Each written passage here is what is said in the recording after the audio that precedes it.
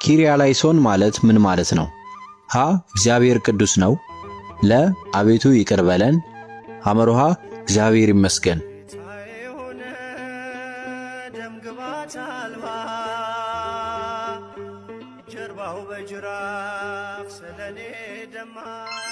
መልሱ ለ አቤቱ ይቅር በለን።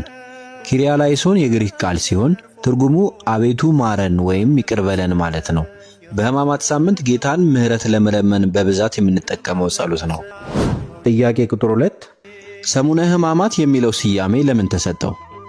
ሀ ለጾመ ኢየሱስ ማጠቃለያ እንዲሆን፣ ለ8 የሐዘን ቀናት፣ ሐመሮሃ ለጌታ መከራና ሕማም።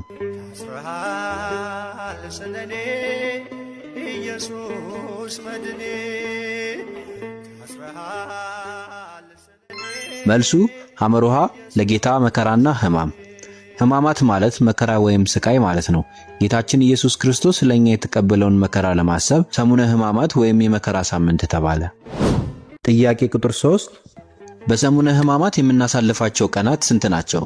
ሀ 5 ቀን ተኩል፣ ለ 8 ቀን፣ ሐመሮሃ 7 ቀን ተኩል።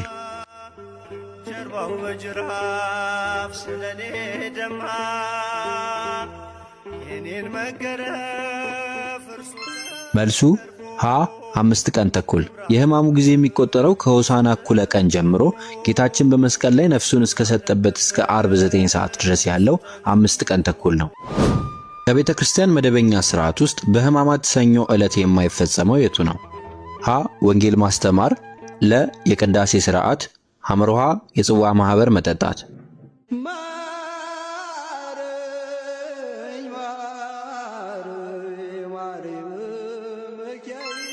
መልሱ ለ የቅዳሴ ሥርዓት። ጥያቄ ቁጥር 5 ዕለተ ሰኞ ከመርገመ በለስ በተጨማሪ በምን ስያሜ ይታወቃል? ሀ አንጽሖተ ቤተ መቅደስ፣ ለ ምክረ አይሁድ፣ ሐመሮሃ ማዕበለ ሕማማት።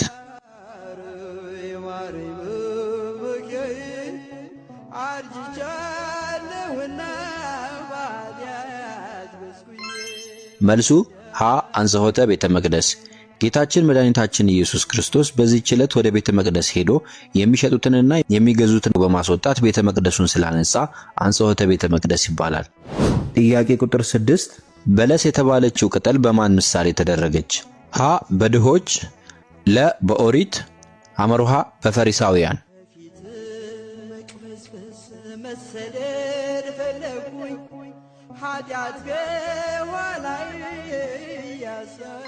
መልሱ ለ በኦሪት። በለስ ቅጠል እንጂ ፍሬ እንዳልተገኘባት ሁሉ በኦሪትም ሥርዓትና መሥዋዕት ቅጠል እንጂ የነፍስ መድኃኒት የሚሆን እውነተኛ ፍሬ ስላልተገኘባት በበለስ ትመሰላለች። ጌታችንን አሳልፈው ለመስጠት ከካህናት አለቆች ጋር የተስማማው ደቀ መዝሙር ማን ይባላል? ሀ የያዕቆብ ልጅ ይሁዳ፣ ለ የአስቆሮቱ ይሁዳ፣ ሐመሮሃ ሐዋርያው ጴጥሮስ።